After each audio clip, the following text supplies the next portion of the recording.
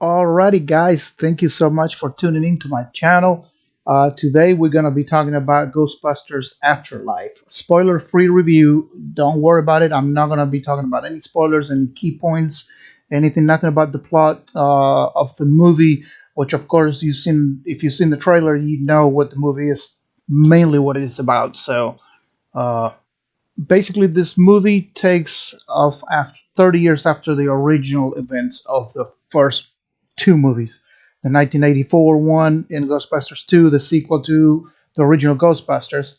And but it's 30 years later, and if you've seen the trailer, you see there hasn't been a ghost sighting on anything in 30 years. So pretty much they finished, the Ghostbusters, original Ghostbusters finished their job. They're done. There was no more ghost. Everything is done. So 30 years later, here we are. We get thrown into the lives of this family, with which is the mom Callie and daughter Phoebe and the son Trevor, which they're being evicted from their house and they're being pushed to move out. And their grandfather just passed away like a week ago and left them a farm in Somerville, Oklahoma, the middle of nowhere. Everybody calls them a dirt farm because there's nothing there. And so they go see this house. They go live there because they have nowhere else to go. And during their time, they find out their grandfather is actually one of the main original Ghostbusters. If you really know, you know that Harold Ramis, which plays Egon Spengler, he actually died. The actor actually died of pancreatic cancer a few years back. So they're play that in the movie. You know, he's dead now. So what's going on? And this is their family. Uh, in terms of the cast, of course, you know, other than them three, you also have Paul Rudd, which he makes an appearance on this movie and as one of the main characters too, which I'm very happy about it because I like the actor, I like his comedy, and that's pretty much the whole team. They also the kids, the outcast Phoebe. She loves science and she's being the nerdy kid that she gets no friends or nothing because she gets all the jokes, she gets all what life is about, but she has no feeling because you know her grandfather's Egon. So she pretty much looks like him, acts like him, and she really did a good job. But she befriends this little kid by the name of Podcast. I don't think they ever said his name on the in the movie, but it's played by Logan Kim, and he does a great job. This kid has a little podcast. He goes around town with a little microphone and stuff, and try to find out, you know, what's going on. And him being curious about everything that's going on, he befriends, you know, Phoebe. Also, Finn Wolfhard, who plays Trevor, he is the kid from Stranger Things. If you remember, he befriends a girl named Lucky, which is working at the restaurant, played by Celeste Connor. And she's working at a restaurant, a fast food restaurant, and he tries to apply so he can be close to her. And that's mainly the whole main cast of the movie. Uh, Without talking about any spoilers or any key points of the storyline and the script, this movie was very entertaining. It has a good pace. You don't get bored at any moment. I didn't find myself being like, oh my god, oh yes, all this. You know, it just flew by so fast. Uh, there's plenty of comedy on it. It's a comedy science fiction. I think it's PG-13 movie that brings in original Ghostbusters fans back into the theaters with the new Ghostbusters people that you can have from kids all the way up to, you know, old age and beyond because this movie is for everybody. And I think they set up to do that. They wanted to tell people that yes, we love Ghostbusters, we love the originals, we respect the originals, and this is what we're gonna do. And but also let's just bring in the new generation of kids that they might be into paranormal, science fiction, ghosts, action, you know, and it's pretty fun. You know, the first time you see the proton pack turn on or the little the little trap, the ghost trap, or you see the Ecto one take off. For me, that I'm a fan of the originals, it's like a very nostalgic, happy moment. It's like every kid back then, when you watched the movie, you wanted to be a Ghostbusters. Now you get to be a Ghostbusters with them because the young kids, they get to be Ghostbusters playing with the toys that we dreamed about, and I think it's the comedy hits it, and the pace and the action of the movie is there. Uh, don't expect to watch a movie that is going to surprise you on the plot line. It's not one of those that you find out until the last minute who's the bad guy or what's going to happen. Everything is being told.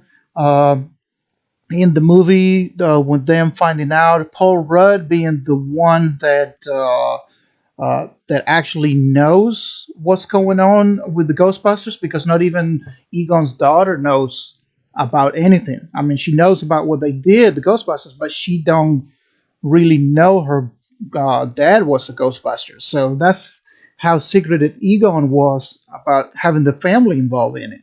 And Paul Rudd knows because he knows about the Ghostbusters. He was a fan back then. He was happy that Ghostbusters saved the day in New York, and he's been tracking this latest seismic activities in this town, which you see on the trailer. There's no seismic activity for 30 years, and all of a sudden, daily basis, you get shakes and on the ground, but there's nothing to suggest that there's any volcanoes or any plates or anything under the ground because the town always been safe. But all of a sudden, the whole town shakes on a daily basis. So they set up to find out what's going on, and he meets the family, and of course, he kind of likes Callie, which is the mom of the two main kids, and they get to go out, on dates and stuff, and they meet each other. But at the same time, him being a scientist kind of befriends Phoebe, which is also a scientist, but she's very smart for her age, and they set up to find out what's going on. Uh, I really, without spoiling anything, I really enjoyed the movie a lot. I went out of the theaters thinking that was a great, great Ghostbusters movie, and it was a great science fiction movie. And if the movie theater was not as expensive as it is now, because for me it was like $15 each ticket that we went to see. Awesome theater. The seats were, you can recline it. There's warm up button there if you're cold. There's room. I mean, there was no problem. There was not a lot of people in theaters. I don't know if it's because of COVID or because people is waiting to see the reviews, but we were maybe about 10 to 15 people in the whole theater and the whole room. But I wanted to just go back outside, get a ticket, and go back in and watch it again. That's how good I felt about this movie, and not because I'm a Ghostbuster fan. I'm not a die-hard fan. I'm just a fan of the originals, and I like the comedy and stuff. But also, I think this is a really good movie. There's moments that you're gonna be laugh. There's some jokes that you're gonna, yeah, okay. But there was moments that I was laughing out loud. I was talking to the movie, not out loud, of course, because I don't want to disturb people. But I was talking to my brother that was there with me, and we're talking about a little bit of the movie, and what we saw. He was a good fan. I'm a big fan of the Ghostbusters, and he really enjoyed the movie. He actually came over because one of my buddies could not make it, and then I invited him. I said, "Look, I got an extra ticket. You want to go see it?" So he went to see it, and he really, really enjoyed it. He actually wanted to see it again, and he's really excited about it. So I think this movie deserves to be seen. I think if you guys have the time and the money to go see it, I recommend you go out and go to the theaters and watch it. The experience of watching movies in a theater is very much different from sitting at home, even if they have a home theater, a big screen, and everything. Having to be going out there to the theaters and see it, get your popcorn. I know it's expensive, but get your popcorn, get your drinks, and sit down and watch a movie. The movie's a little bit over 2 hours, I think, and it's fun. And you will not be disappointed about this movie. Even if you're not a fan of the Ghostbusters, you're going to see a really fun movie. And it hits all the points. It hits the comedy's there, the action is there, the sci-fi science fiction is there, and there's going to be a lot of surprises for the die-hard Ghostbusters. We all know that the original cast is coming back to the movie, and but I will tell you they're not the main center of this movie. So expect them to be there, but this is about the new generation. So I think it was great that they did that. Hopefully, we'll get some sequels because if you go to the theaters, please stay because there's a one mid-credit scene that you get to see. It's just a little gag, a little joke, nothing important. But at the end of the credit, where all the credits roll, there's another scene, and that shows you right there that there might be sequels to this movie. And I'm hoping to see more because this is the way to go. This is the way to make a Ghostbusters movie. The director of this movie from the original, Ivan Reitman's son, uh, made this movie. His name is Jason Reitman. Reitman, if I'm pronouncing it correctly, which is he's the son of Ivan Reitman that directed and co-wrote the original script with Dan Aykroyd for the 1984 film. So you know that he tells a little bit on the if you see the making of the Ghostbusters, a little bit teasers here and there without giving spoilers. He talks about that. Yeah, he was in charge of the movie, but it was a good thing and a curse. Also, he has his father the whole time, supervising and telling him, well, yeah, I would do this, I would do that, or not, or what they think. Kind of like, Harold Ramis being gone now, but the actors know what Harold would have done, and the ghost of him talking to him and tell him, because the movie it is dedicated to Harold, and it says for Harold when you watch the movie. So it's a really good service and a send off for Harold Ramis uh, that unfortunately he wasn't alive to make this happen. I hate it when franchises waited this long to make a sequel because now the actors are old, so you really don't want to see, older actors trying to act like they were on the 84 on 1984. But this movie does not do that. They acknowledge they're older, and this is what's going on today. And I love that they don't do the Star Wars thing, like forget all the old one and go do the new one and take a big dump on the old characters that everybody loved and grew up with. If it wasn't for them, and if it wasn't for those stories, you wouldn't have a sequel or a remake.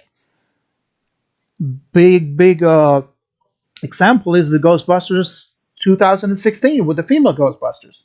Yeah, they took a big dump on the lore of the Ghostbusters, and not because of the actress, and not because it was female. It was because it was poor written, the script was bad, and there was all improvisation jokes back to back to back to back with the amazing cast because they're SNL, you know, comedians that I like on SNL, but SNL is scripted by them. In this case, it didn't work, and they took a big crap on the Ghostbusters, and so everybody hated it, and everybody says, "Oh yeah, because you are, you don't like females, and or you don't like female leads because you think that your masculinity is gonna take, is gonna suffer because no, it's not. It's not because it was females. It has nothing to do with females. It had to do that it was a bad movie. It was a really awful movie, and that's what it's. That's all I'm gonna say on the 2016. I enjoyed the movie as a movie, but as a Ghostbuster movie, it was awful. The jokes were not there. It didn't hit it. So, but that's enough for that movie. But yeah, I recommend you guys get your tickets, go out watch this movie. I recommend Ghostbusters Afterlife. On the first 5 minutes, you're gonna see why the movie's called Afterlife, and you're gonna see what everything is about. There's no surprises. You already know what this movie is about. And, unless a little key point there, but you can see it on the first 5 minutes. It tells you pretty much the whole story. So, and you know what the movie's gonna be about. But yeah, sit and relax and watch the movie. You're gonna enjoy it, and I hope you guys let me know in the comments below if you liked it. If you want to have like a full spoiler review, if you want to, I can do that. Or if you want to have a live stream while we talk about the movie with some friends, I'm probably going to be playing the Ghostbusters game and talk a little bit about the movie in the next couple days. That way, you guys know that we can talk about it freely. So, but yeah, let me know in the comments below. Make sure you hit that bell button. You know when I'm going live. I also have to finish playing the Guardians of the Galaxy game that you guys are being interested in seeing. And I have other games to stream. I'm gonna get Battlefield 2042 today. We're gonna be streaming that tonight. So, but yeah, if you want to stay up to date with everything that's going on my channel, please make sure to subscribe, hit the bell notifications, and I will see you on the next stream.